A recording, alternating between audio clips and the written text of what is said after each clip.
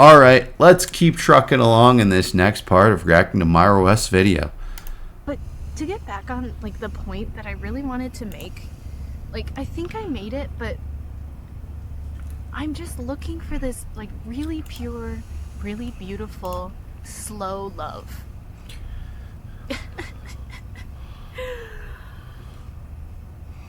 And no one seems interested in that.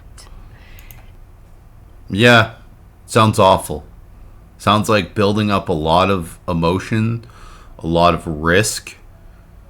It's a giant red flag.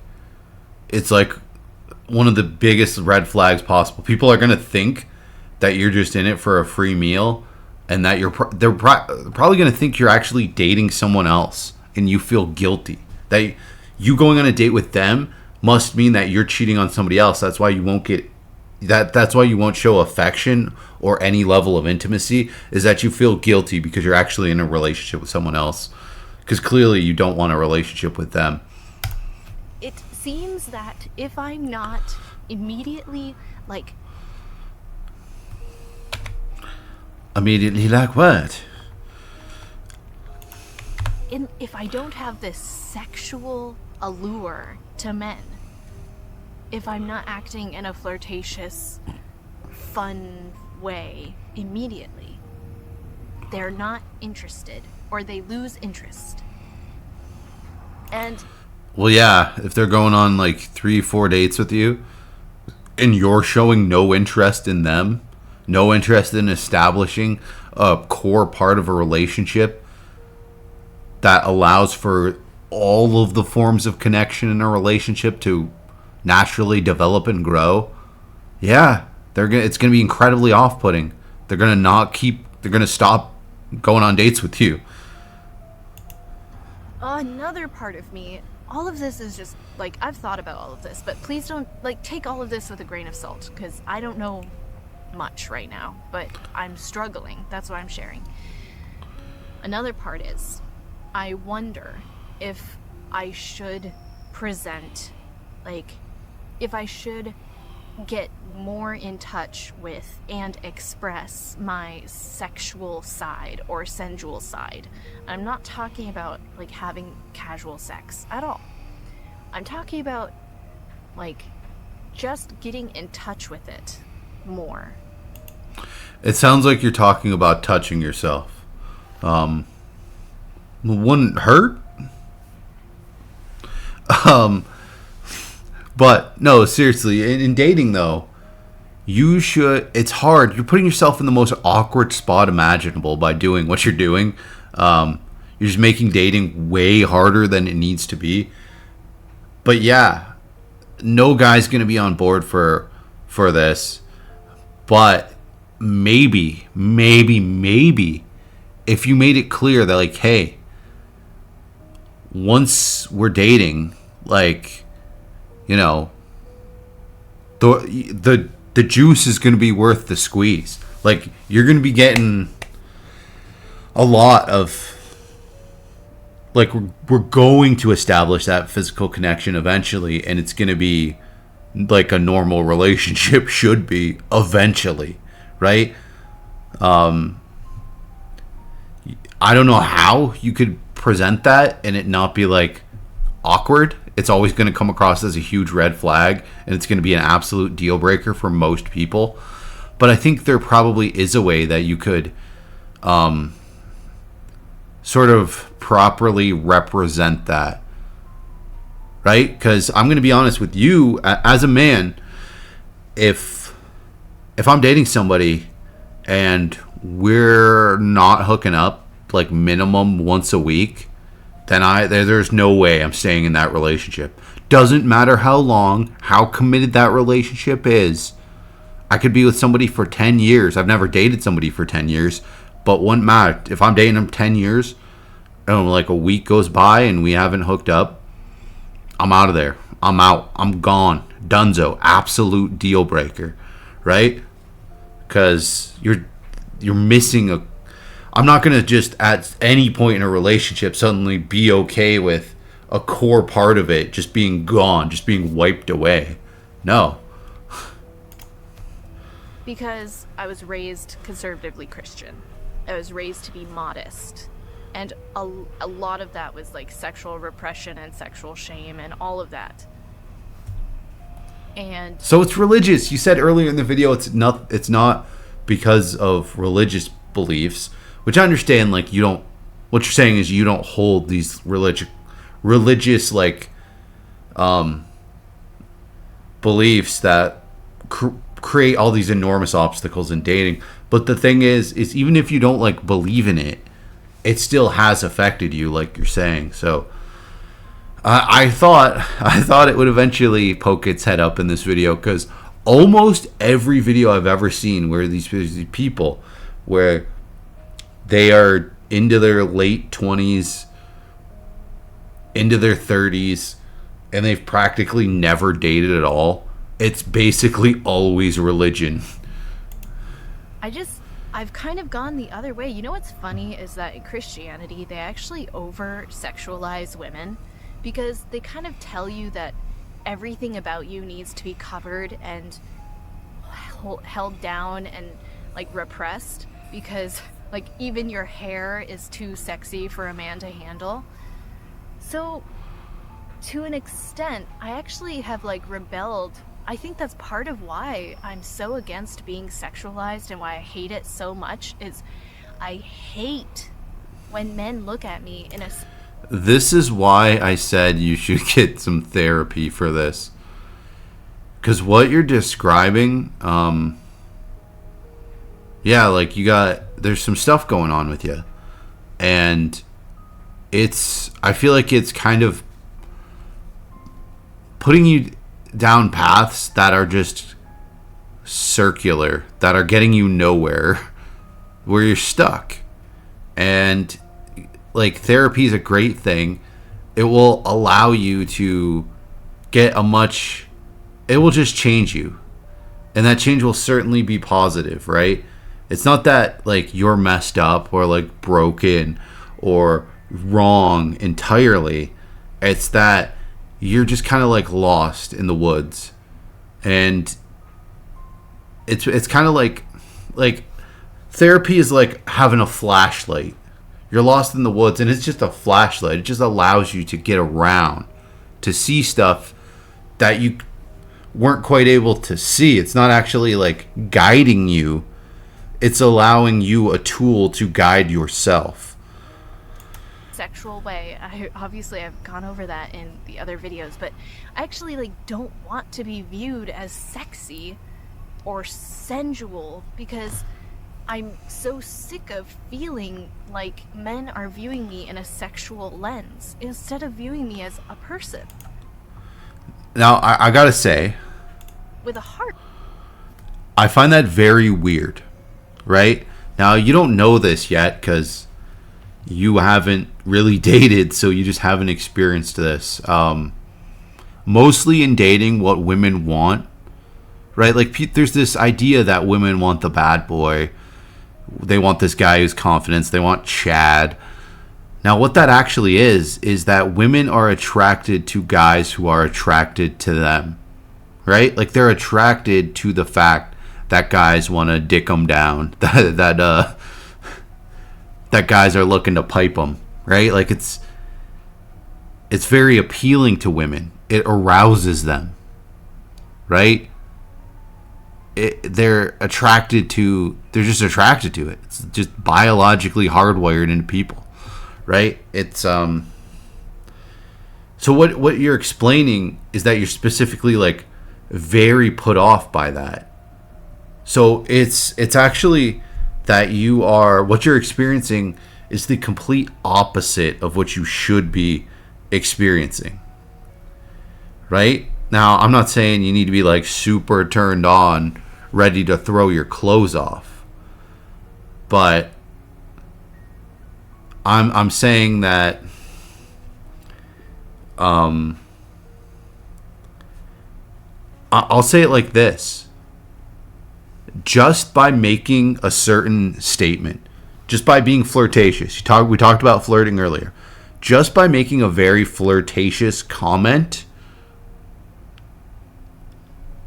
I hate to talk about my own experience, but just for making a very flirtatious statement to someone I was dating, made them wet. I hope you know what I mean by that. And just simple like gestures. So I'm kind of thrown off. Like just by literally, I'm making it clear to women. You want to hook up with them. And it's more so the way you do it, the way you riz them, the confidence you present, the vibe you put out can highly arouse them. So you describing the opposite happening is, I don't know. I don't even know how to talk about it other than there's a lot going on there. And yeah, a lot that kind of basically shouldn't be going on. Heart and a mind. I want to tell a really graphic story, but I shouldn't.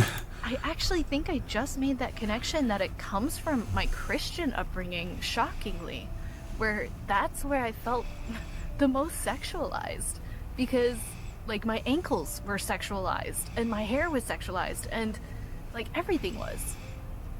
So now I like fight against it.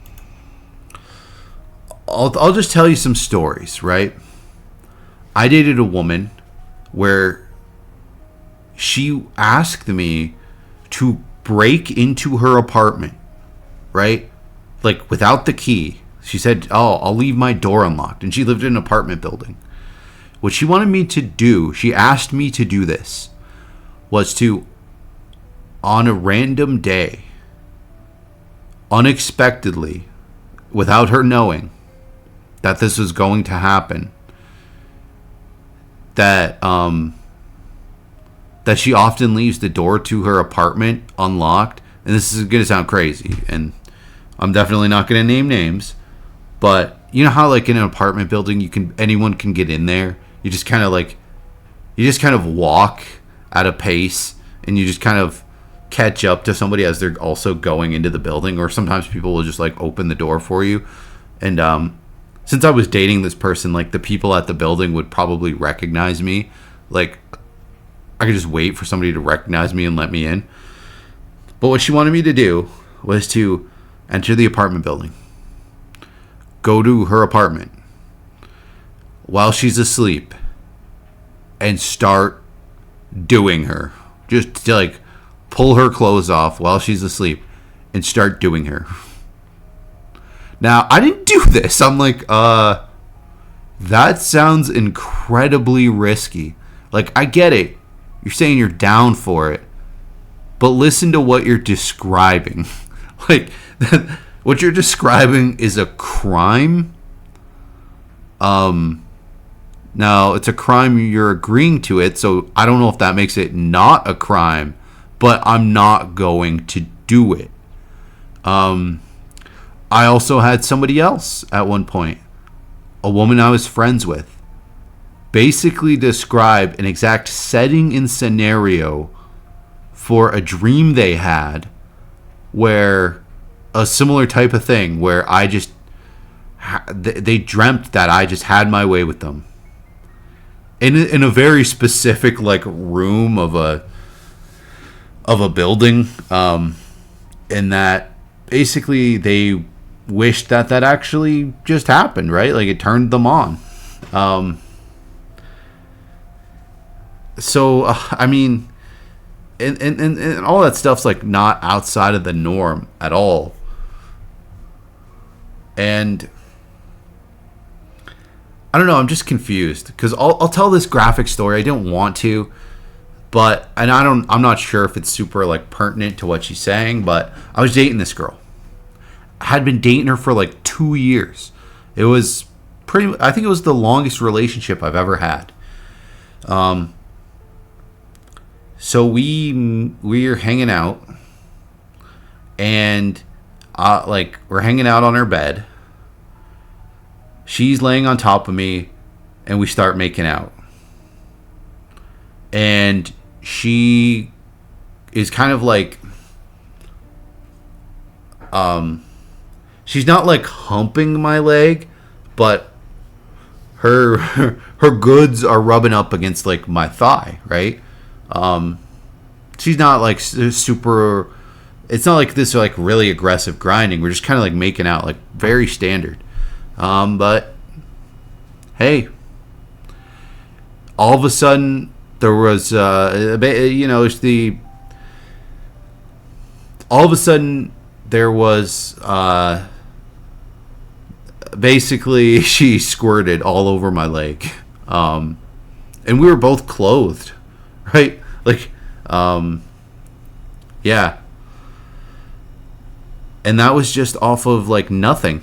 That was just literally nothing. Like there was no real reason for that other than, hey, I don't know, just I don't know why she was so turned on. I mean, I think I was looking particularly good that day, but like nothing wildly outside of the norm. I think it was just like kind of the vibe I was giving off. I was very like laid back and comfortable. I don't know. By trying to be, I don't want to be considered sexy. This is so weird. Yeah, like I actually feel like I made a breakthrough just now. That like I get so angry being viewed sexually, and I think it's because I felt so helpless and angry as a child in the same way, because they were like forcing something on me. I need to think about this more, but this is really interesting because basically what it comes to is I'm wondering if... This is why I say it's good that people make these types of videos, because it either allows for interactions between them and their audience or them and themselves. Like talking through whatever you're going through is always going to be good, because you're going to have this kind of thing. Like this is ultimately what therapy does as well, is you're just doing it, but you're doing it with somebody else who's actually going to kind of push back on some of the things you say. So you're going to have more of these breakthroughs. It's just a breakthrough friendly environment. And you're going to be able to like dive deeper. Like she said, I need to think about this more.